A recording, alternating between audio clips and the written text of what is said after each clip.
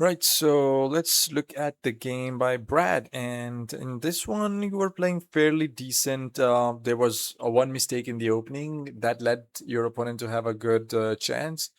But then you had your very good tactical shot that you missed. And yeah, you should have found that tactical shot with the. Let me show you. I think if you've analyzed the game, you must have seen it then. But it was very, it would have been very nice if you had seen this. So very passive opening by white, c3, d4, and black already equalizes here. And after this, like, yeah, it is a kind of a London system without the bishop being on f4, rather still on c1, which means that it's a better version for black.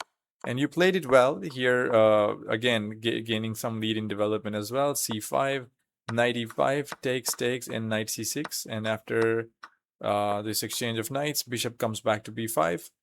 And yeah, here it's very, very important to solve the problem of king safety, because that is the only problem that is left in the opening. I mean, um, you're controlling the center pretty well. The knight has the e4 square, and you're controlling the e4 square very nicely. There is no pressure on the e5 square.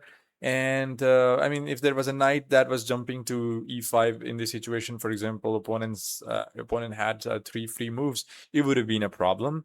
But here you're controlling the center pretty well, and almost all of your pieces are developed. All you have to do is just play bishop d6 castles, and you're just doing fantastic. Just simply bishop d6, put the bishop to an active spot, and if opponent actually just continues with his idea of queen a4, we just simply play rook c8.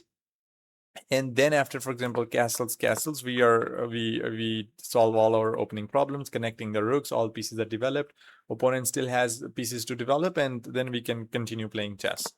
However, here you just played a6, I guess. Yes, a6, and now this is a little bit of problem, because first of all, a6 doesn't even attack the bishop because of queen a4, and now this pawn is pinned.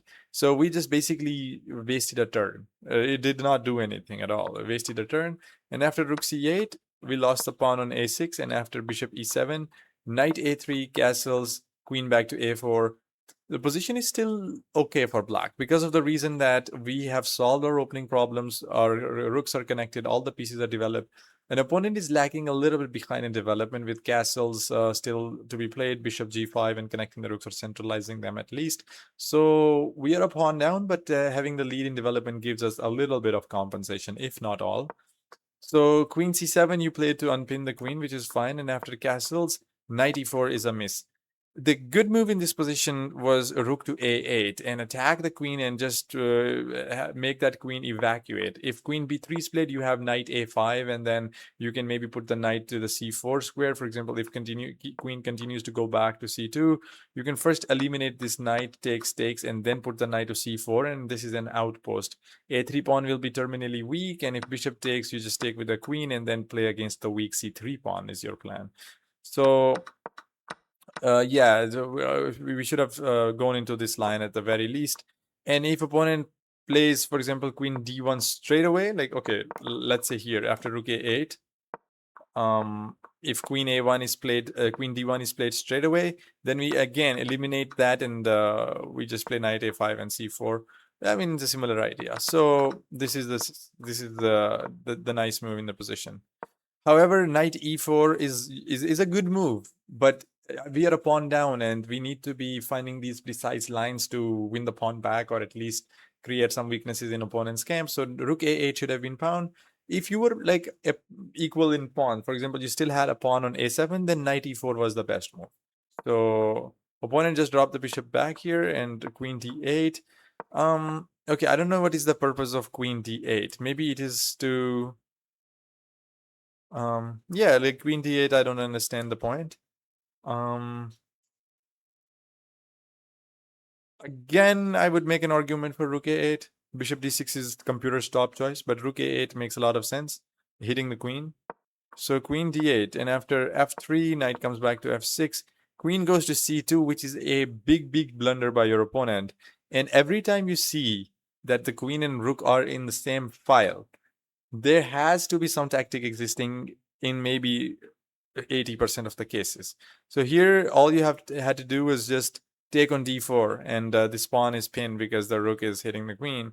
Better line is to take, and then take on d4, and this is just fantastic. And you win the pawn back, giving white some horrible pawn structure to deal with in the endgame. And okay, opponent has a bishop pair, but you are forking the queen and the bishop. So, for example, if queen goes somewhere, you at least take the bishop, and white does not even have a bishop pair, and you even win a pawn here. So this is a very nice tactic in the position that existed.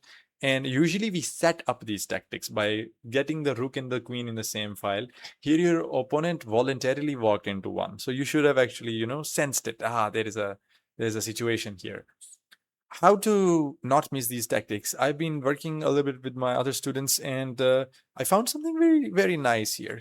So in the Lee chess, if you just go to practice section, you see a lot of nice, nice stuff here. For example, you see the checkmates, all the different kind of checkmating patterns. You see the fundamental tactics, and the pin, the skewer, discovered attacks, force, double check, overload, pieces, x-rays, swish and sug.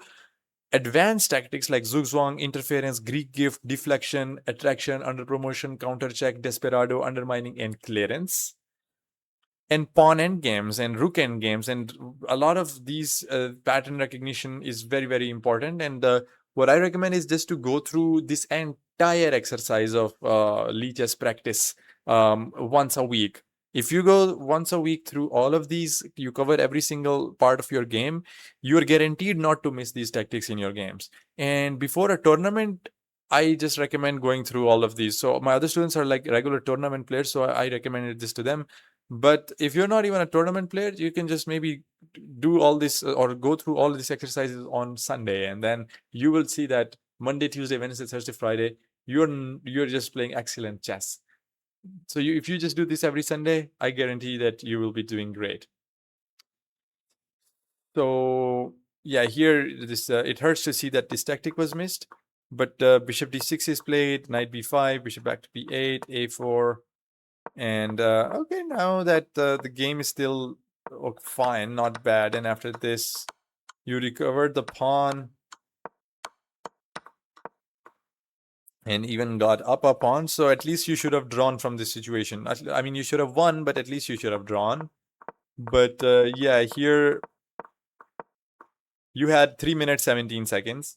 Your opponent has 5 minutes 15 seconds.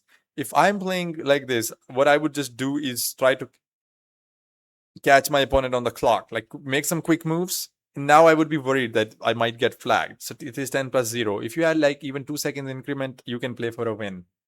But here you should actually change your strategy here a little bit, that I'm happy with a draw even. Like I don't want to lose. So here you must tell yourself I don't want to lose. So opponent was repeating moves. You could have repeated them as well, but he declined because he had more time. Yeah, he has rook f3, and then the bishop is lost.